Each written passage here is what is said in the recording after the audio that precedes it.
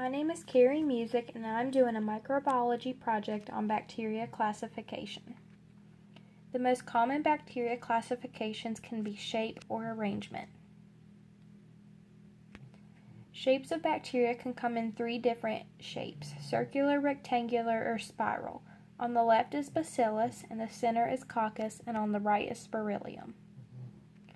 Arrangement of bacteria can come in four different bundles. You can have a diplococcus, streptococcus, a tetrad, which is in a square shape, and a staphylococcus, which resembles a grape. Just like cocci bacteria, bacillus can have some of the same arrangements. You can have a single bacillus, two linked together diplobacillus, several in a straight string-like shape, and streptobacilli, and you can have a coccobacillus, which resembles a coccus. Just like the other two shapes of bacteria, the spiral-shaped bacteria has different common arrangements: a vibrio, spirochaete, and spirillum. Shape and arrangement are two visual ways to classify bacteria. Gram staining is a common technique used to differentiate two large groups of bacteria, a gram-positive and a gram-negative. Peptoglycan is a polymer that consists of amino acids and sugars.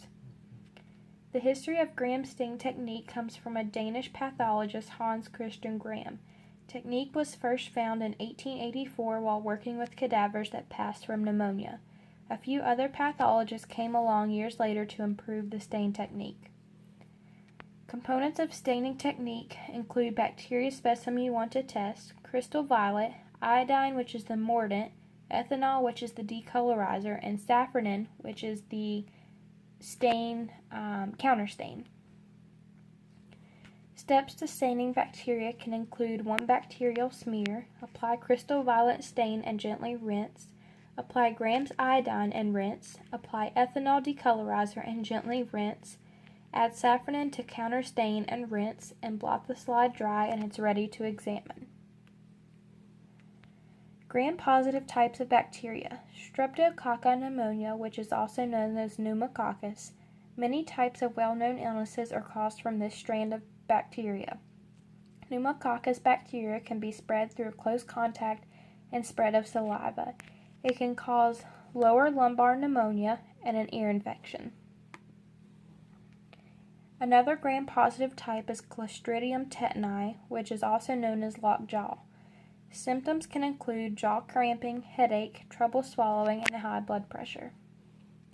Another gram-positive type is actinomyces, causes an infection that can result in sores and abscesses within the mouth, nose, stomach, or the lungs. It is not contagious, however, symptoms include fever, weight loss, coughing, and chest pain. Bordetella pertussis is a gram-negative type, also known as whooping cough. It causes a respiratory illness that is highly contagious. The harmful effect of this illness is in result to the damage of hair-like features that are located along the upper respiratory system. Once the cilia is damaged, it causes airways to swell. Antibiotics can be given to treat this illness. Another gram-negative type is Salmonella typhi, which is also known as typhoid fever. The illness is spread through contaminated foods or close contact with another ill person. It's usually treated pretty quickly with antibiotics, but it is possible for death to occur. Some of the many symptoms include headache, dry cough, diarrhea, rash, and fever. Almost all cocci bacteria are gram-positive, but with the exception of Neisseria gonorrhea.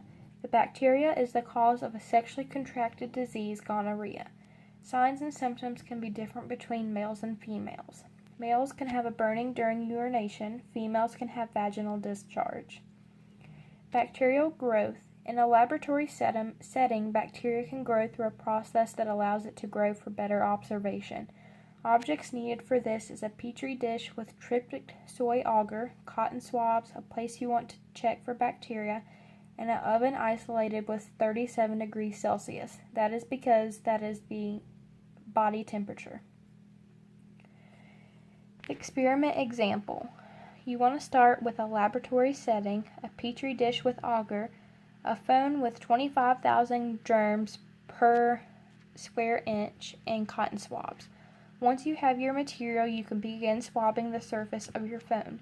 Then you gently roll a cotton swab across your styptic soy agar and close your petri dish. Now it can be placed in a closed over container with the degrees set at body temperature.